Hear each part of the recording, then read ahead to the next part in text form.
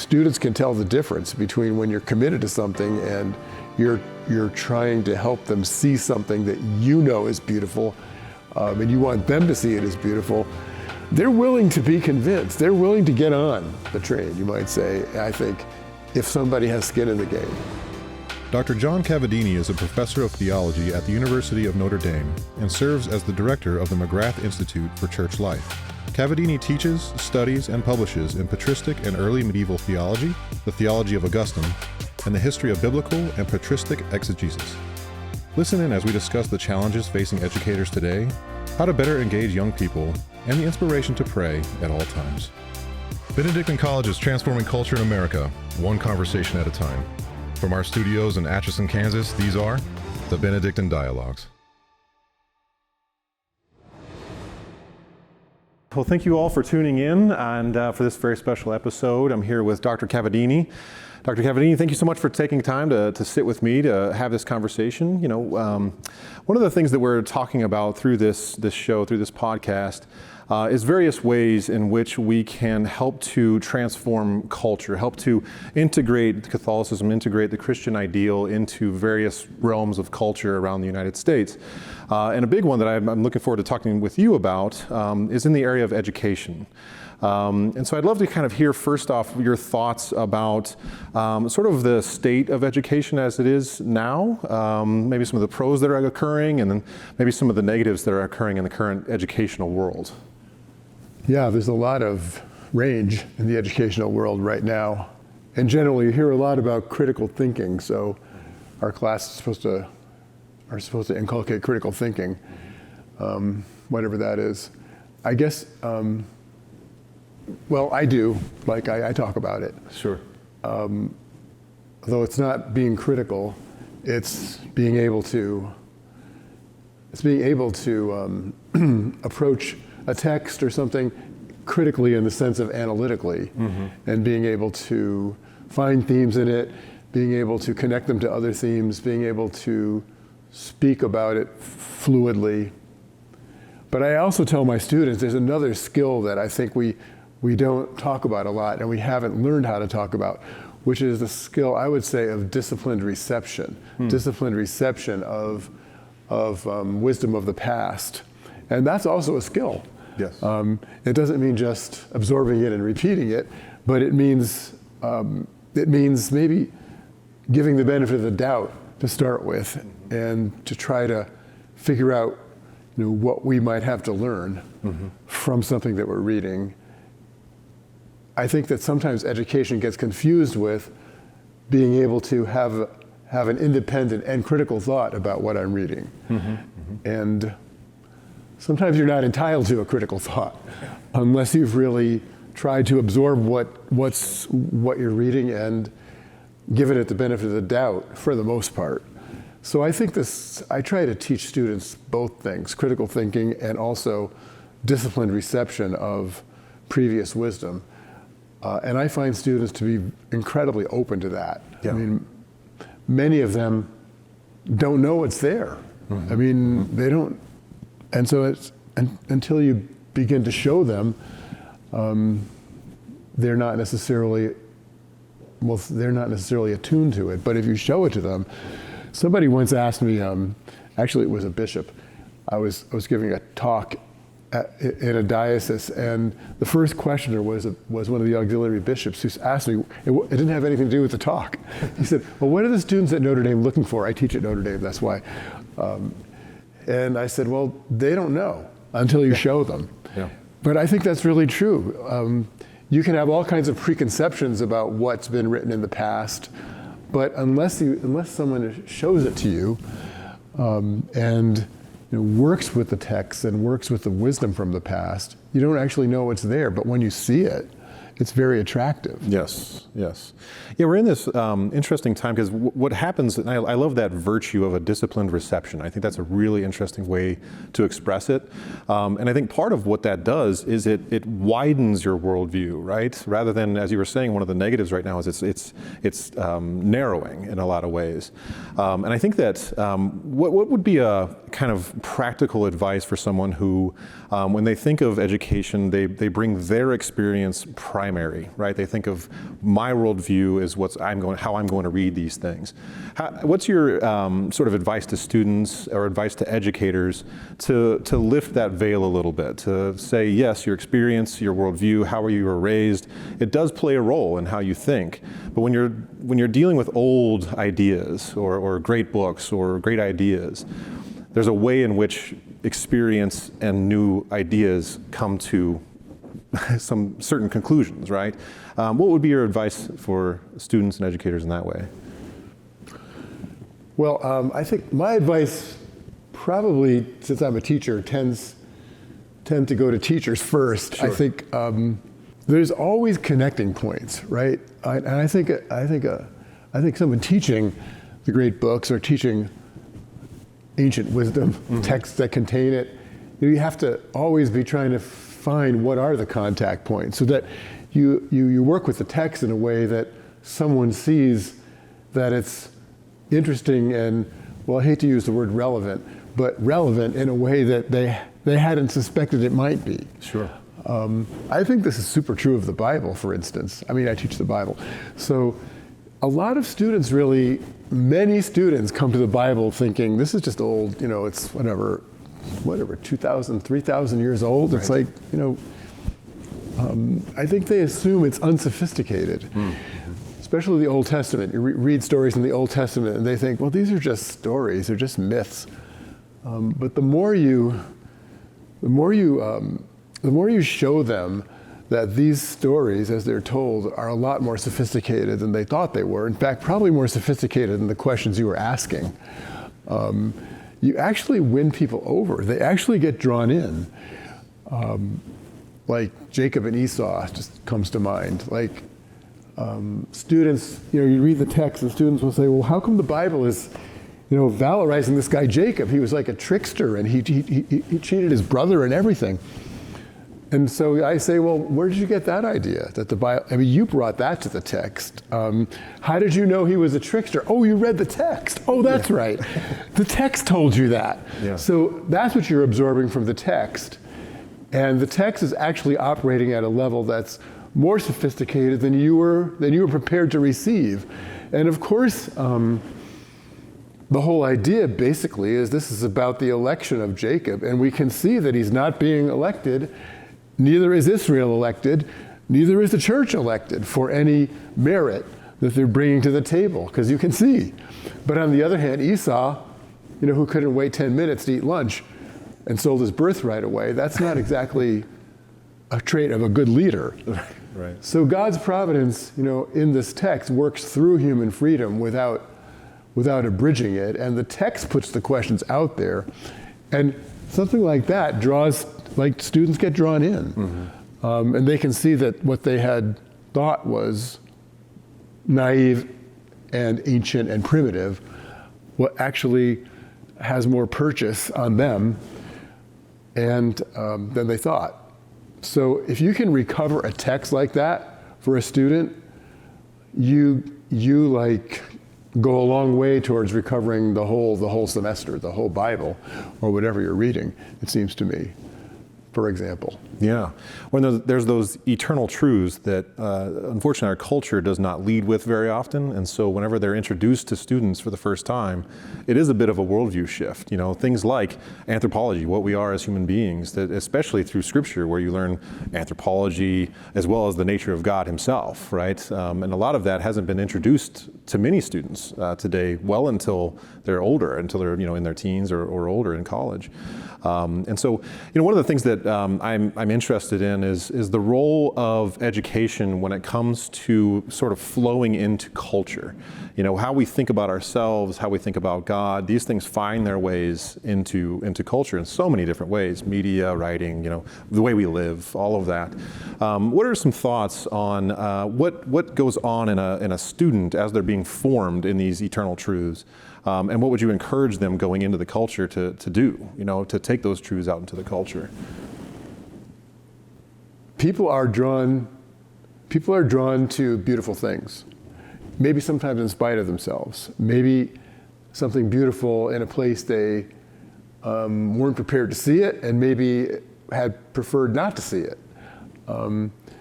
But if you can help a student appreciate something beautiful, especially where they hadn't expected it, I think the whole idea is to bring these things into culture, because our culture is so fractured.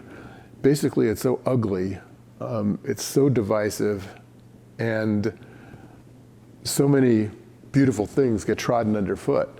If you can recover those things and help people be able to talk about them, be able to show them to other people, be able to live out of them, you develop a culture of attraction, I think. And unless you do that, people are just trapped in divisiveness. They don't see any way out of it. There's no third way, or there's I like Flannery O'Connor's idea, or the title of that story that she has, everything that rises must converge. Like, if you can find that point of beauty, like people who are arguing about something, if they rise to that point, they will converge. And maybe there's a different way of having the conversation you were having, after that. It seems like I try to find these points of convergence or integration, because unless you can find those, you're not going to be able to have a reasonable discussion about something you don't agree on, seems to me. And you also lose hope. Like, what's the horizon of hope? It has to be something beautiful, and it has to be something that you feel like you have a hope of attaining and a hope of teaching. I think our culture increasingly is a culture that doesn't see doesn't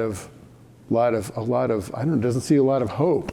Like the huge push for euthanasia, what we're seeing in Canada especially, it's almost as though, and the reluctance to have children too, these kinds of things are signs that do you have any hope? Like, what does the culture have? What's on the horizon?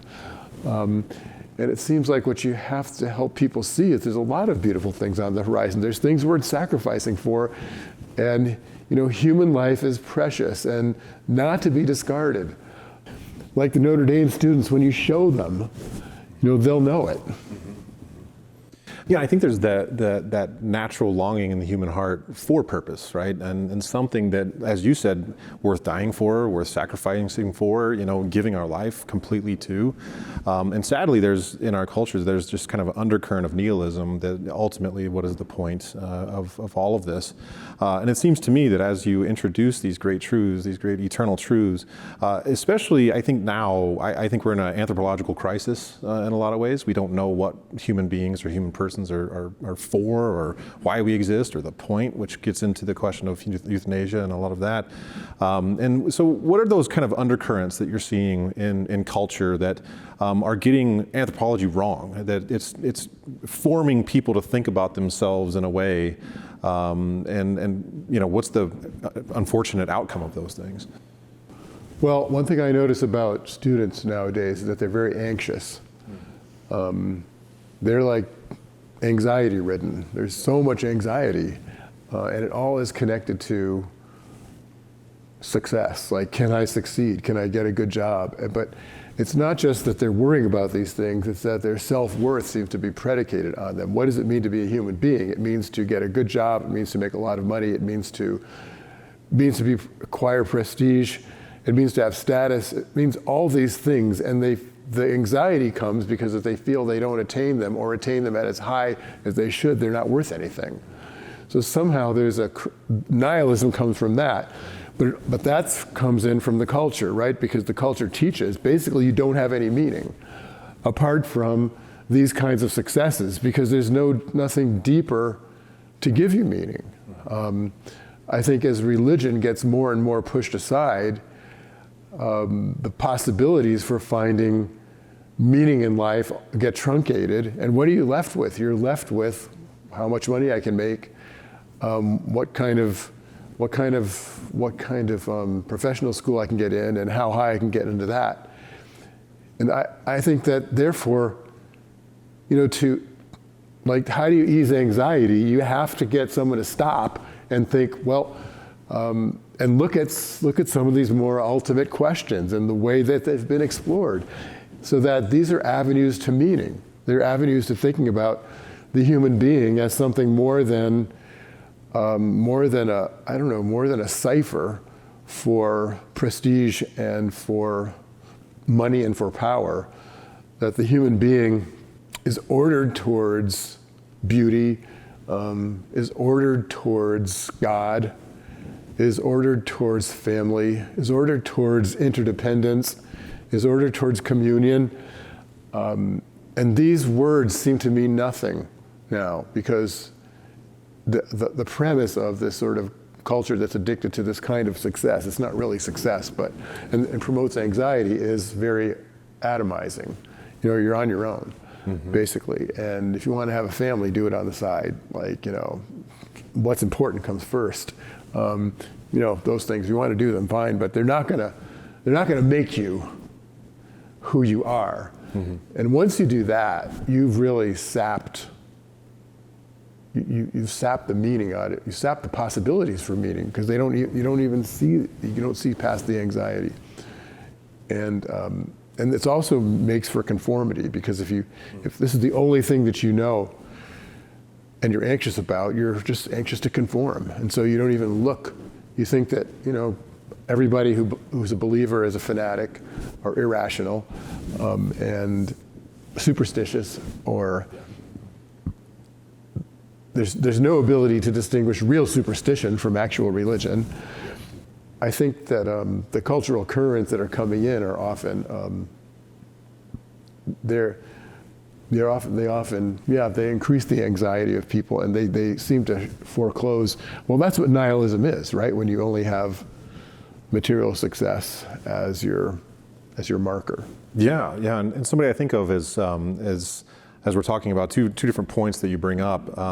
One is our mutual friend Bishop Barron consistently talks about the issue of a culture of self-invention, right? That we don't think about things like communion, we don't think about things like family life or being part of a greater tradition. Rather, it's what can I make out of myself by myself, right? And his ultimate conclusion is always that, well, that's boring, right? Because where are you going, where are you coming from, with something like that. And then secondly, an issue that Russell Kirk brought up a lot is this idea of human beings as homo economicus, right? That the reason we exist is for some kind of economic output, most often out of selfish desire, that I just want more money, I want more prestige, more things.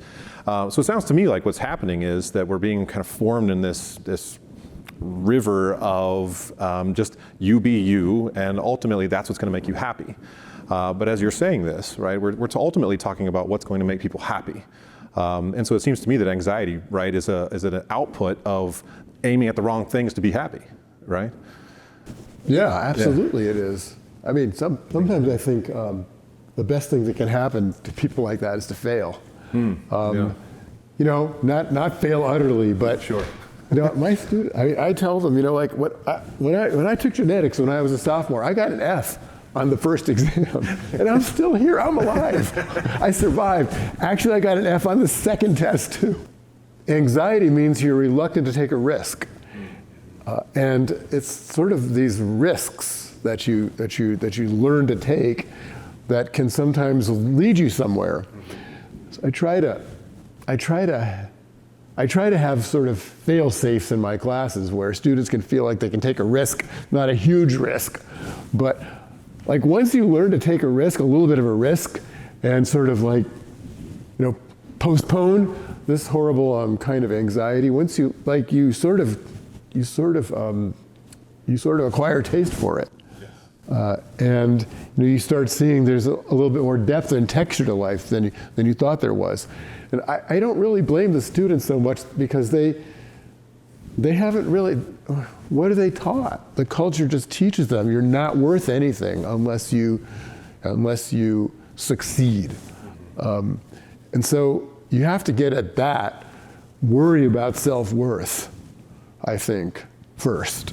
And in a sense, theology classes which I teach, if you can make the biblical text become alive, for example, as a text which shows you have a basis for self-worth which is way deeper than what you're thinking, way deeper, and which is far older and much more convincing and much more persuasive.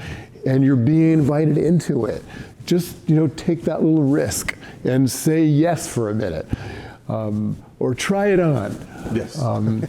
And I think this way, if you get people to take a second look, at something that they had thought they outgrown, thought they had left aside, that often, if you can get them to take that second look, they find something that they didn't think was there. But you have to find a way to get them to take a little bit of a risk. I think you do that if you sort of assure them that, that they're loved, and that God loves them, and that there is a God, for that matter, and that he's not just some old guy on a cloud. What's the heart of the tradition? How can you open it up to people? People are very attracted to it when you do, and they're willing to take a risk. Because there's not so much they think dependent on it. I'm not going to lose myself. Exactly. Yeah, and I think too that it creates that foundation of no matter what happens in your life, so long as you're enveloped in the love of God, you're fine. You're going to be fine, right? And that brings me to one of my questions was, especially in your work teaching theology and understanding the theological currents of the day, when we get God wrong, oftentimes we just get everything else wrong, right? And so what are some of the things you're seeing as far as ideas about God that students are having coming into classes that need some correction, things that the culture is informing them, or maybe some ways in which they've been formed to think about God, and how can we help kind of shift that to the proper understanding of who he is? A lot of students come in with a great idea about God already, but more and more what we're seeing anyway is that students come in, I would say, having pre-dismissed the idea, or having parked it somewhere. So it's sort of parked in a back parking lot, where maybe someday I'll think about it, but I'm not interested in it right now. So it's not really I couldn't even say it's a outright rejection. There's just, it doesn't interest me. Like it doesn't seem to have any bearing, and it doesn't seem to have any.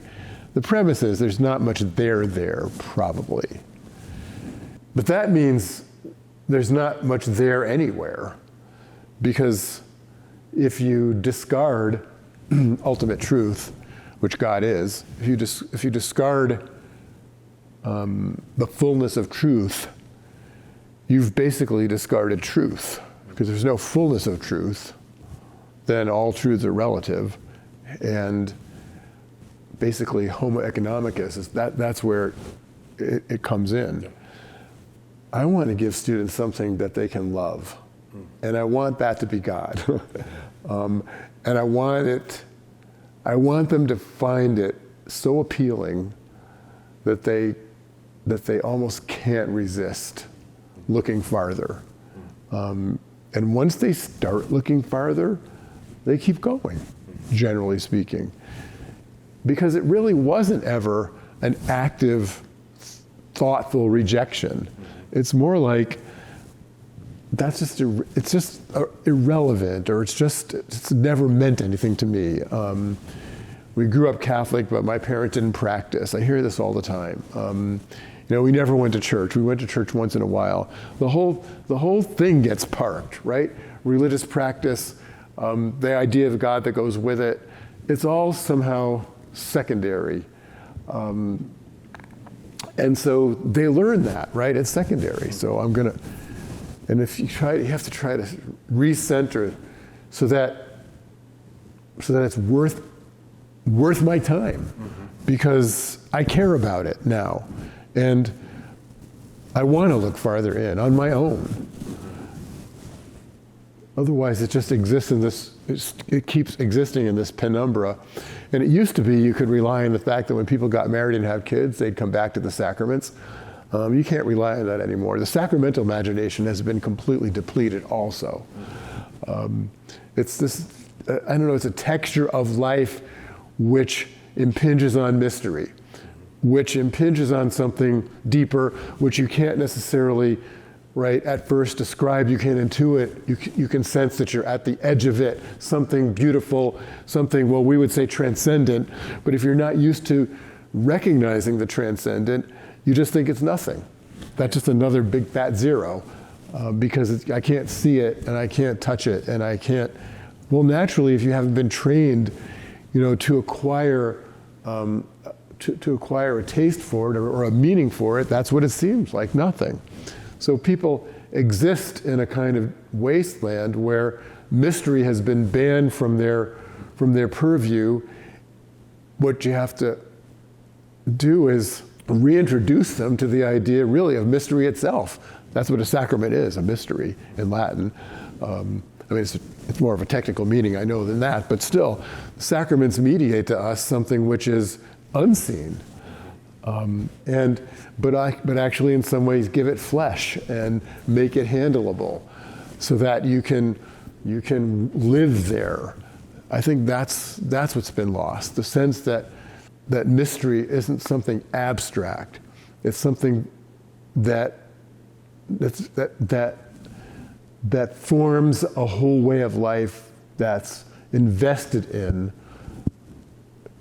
communion, invested in bodily interaction, invested in all the kinds of things you thought you left behind, religious practice, which that's what makes a culture, and that's what makes, a life, basically, is to, you can hand that on. It's worth handing on, it's worth receiving.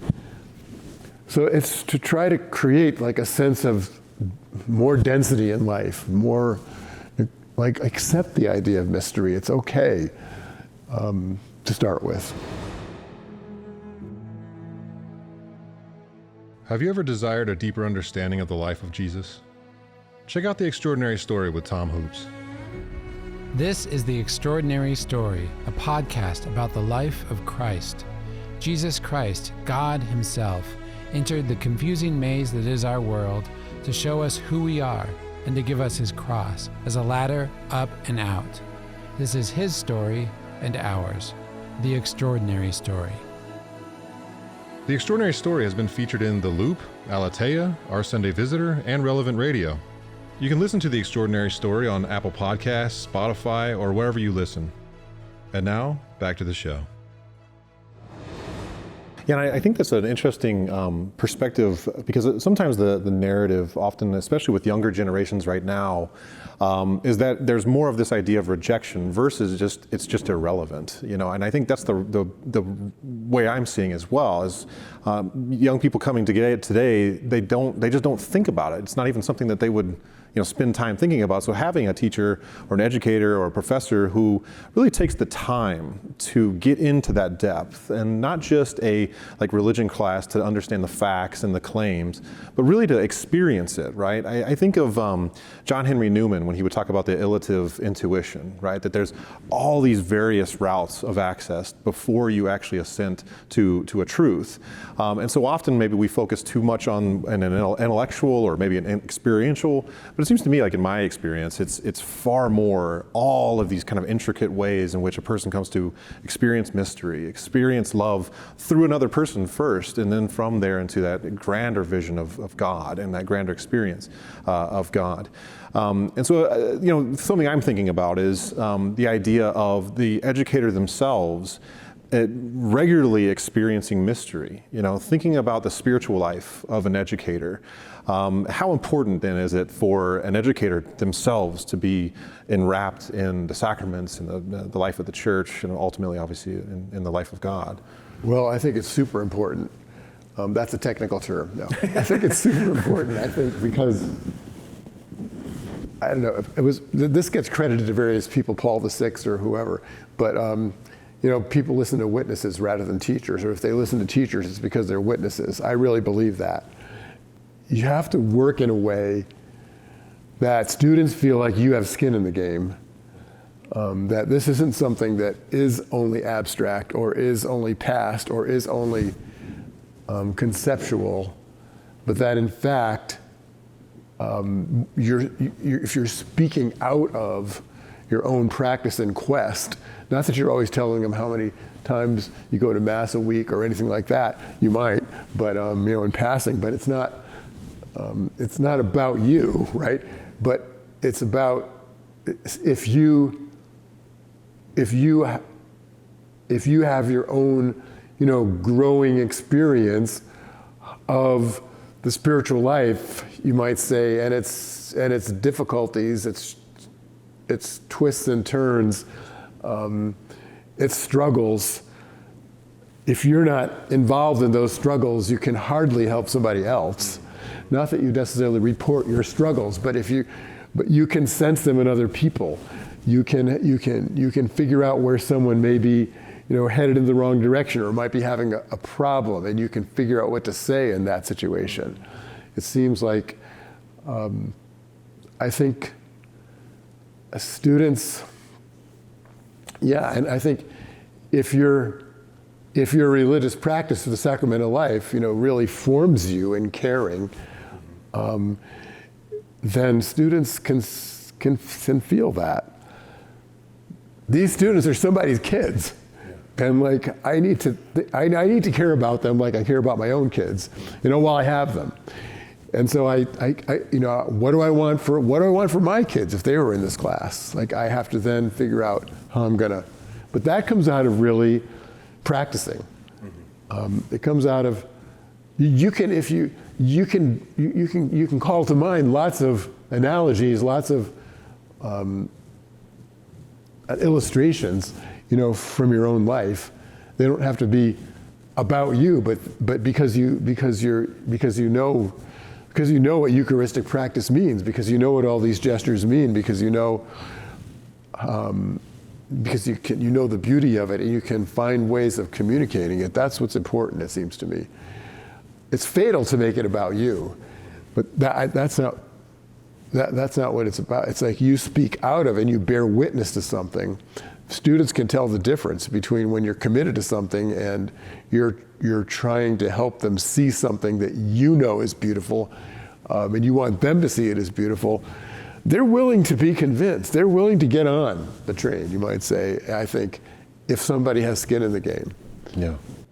Yeah, something that brings to mind is something you mentioned earlier, is the idea of taking a risk. And when it comes to the spiritual life, ultimately you're taking a risk of the idea that somebody loves you on the other end of that spiritual life, right?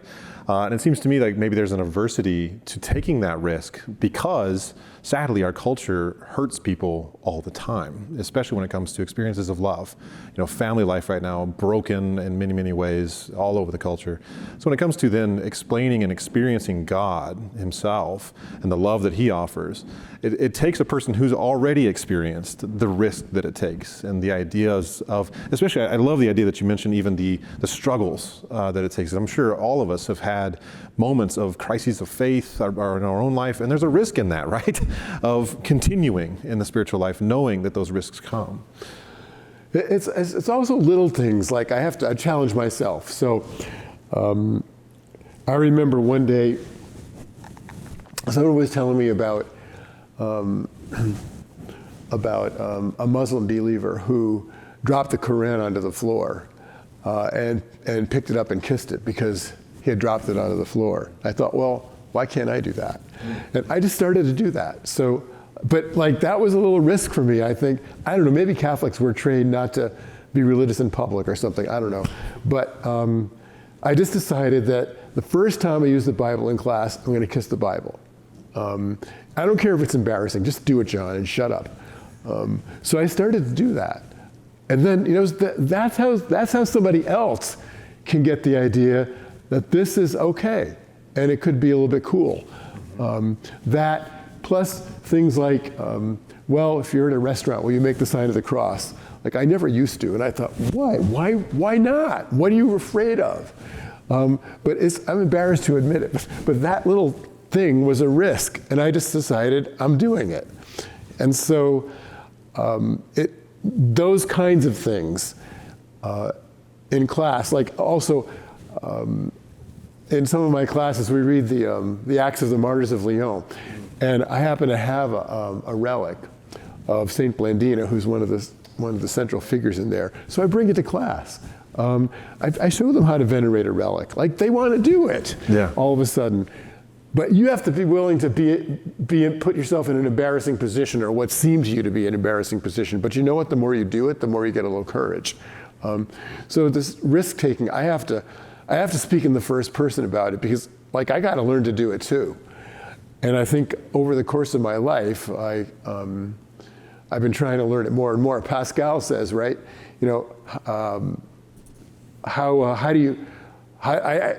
His interlocutor in the Pensée is saying, well, I can't believe, I don't know how to do it, and I feel like constrained.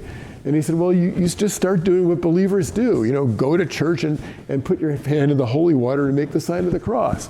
And that's a little risk, but take it. But at the other end of that risk, I mean, in certain places, if you do that, you'll be killed, or you could be. So that little risk is part of the continuum of risk that religious practice involves, and that really any kind of commitment involves. So that you learn to do it by just starting, and try it on.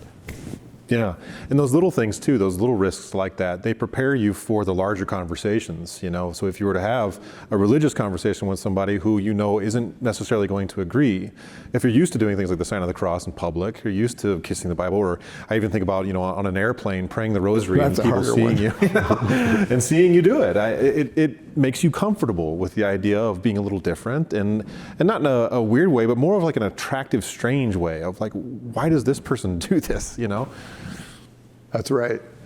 I think you're more likely to take those risks if you are habituated in them anyway. Mm-hmm. Like, if you do these things as a matter of course, the more you say the rosary, the more you think, well, it's just natural. And so it's not like a big thing for me to get a rosary out, or to make the sign of the cross, or any of those things. But this is what creates a culture, like the willingness to do something like that. In front of people who might think you're nuts. But actually, that's, once you get over that feeling, they might actually, like you're saying, be attracted or intrigued, and could start a conversation, and they might be surprised. Yeah, and the beauty that can come out of those small acts, I think of Joseph Pieper, and the way he talks about the idea of culture creation ultimately being a religious act, right? And how those small things ultimately find their way into larger things, culture creation, and being creative in the way in which we express our faith in public, getting back to being used to doing Marian processions through town, and getting back to, doing those kind of larger examples that find their way into people's imagination. And I think honestly, we've entered into this post-Christian era where things like that, people aren't so adverse to it. It's more of what you mentioned earlier, it's that it's always been irrelevant. And so now when they experience it for the first time, it might be more of an intrigue of like, what is this, and how can I participate, or at least find out what this is. It's like a monk going through with his habit in a public space. People look because they might be the first time they've ever seen someone in a habit like that, right? Right. Yeah. It's a generational thing partly. I think, I'll give you another example. I believe in miracles, actually. I teach a class on miracles now. But for a long time, I was kind of reluctant to talk about the miraculous in class. I don't know, growing up, I suppose, and it is true that you can be fixated on the miraculous in an unhealthy way, as though if there were no miracles, like you wouldn't believe, or something like that, or if you didn't. But I just decided over time, I got used to this idea that, miracle is part of the economy that God has given us, like the economy of preparation for the faith, or I'm missing the phrase I want, but anyway.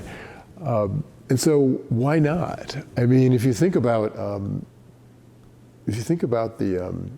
theophany really at Fatima, like, why wouldn't you put that out there?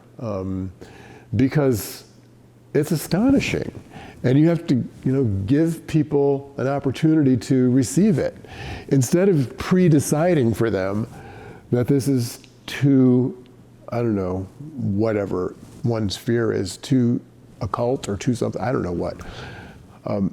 Don't pre-decide it for people. Like, God didn't pre-decide it, like he went through with it. So I actually taught a little course on the 100th anniversary of Fatima with Sister Anna Estelle. We taught a 1-credit course on Fatima one fall. A lot of students took it, and it's just one of those things, you get used to doing it. Yes, it's not right to create a culture where you tell God, I'm not going to be a believer unless I see a miracle. That's, prideful and presumptuous. But we're a long way from that. Right. I think people just think, they think that people who maybe believe in miracles are just superstitious. They never really, plus they have the wrong idea of what a miracle is. I think people think that miracles are there basically to prove the faith. Like, well, if I could only see a miracle, then I would believe. What you really mean is, then I wouldn't have to believe. But that's not what the miracle is for. The miracle is there to provoke faith, precisely faith, and to challenge faith, and to help you go farther in faith. And so you help people understand that. Anyway, this is an example of a thing that I grew up sort of somehow having learned that you don't talk about these things. But as I've, over the years encountered students, I just got a little, courage or something, I don't know, and decided, this is worth talking about and I'm going to do it. Yes. So I have this whole course on miracles now, actually, that students love it. And it's not a course on learning how to be perversely addicted to the prodigious, like tabloids or something. But it's a course about learning to receive the signs that God sends us. Yeah, and going back to some of the things we mentioned at the beginning is the idea that all these things bring so much more oomph into life, right? It brings us true happiness. It really brings a brightness to a lot of the nihilism that we have today, and I think ultimately leads people towards the right path of happiness. And so it lets them know you're not just homo economicus, right? You're a loved creature of God. And so education is far more than just handing off facts, but it's a whole way of understanding life itself and understanding, what's going to bring us ultimate fulfillment. Really, you should be giving somebody a horizon that they didn't have. Yes. And that means a direction, therefore, and somewhere to go that they didn't see. They didn't see they had the option. That's what it's about, giving them those options, giving them that horizon that had been shut out. And it's shut out for them, like it's pre-shut out. I don't blame them, because it's like they've been taught not to look. They've been taught to go away. Well, Dr. Cavadini, this has been an absolutely wonderful conversation.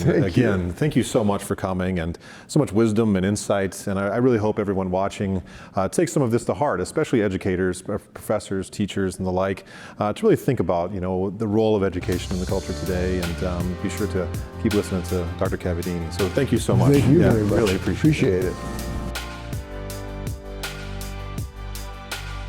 We hope you enjoyed the Benedictine Dialogues, a production of Benedictine College in Atchison, Kansas.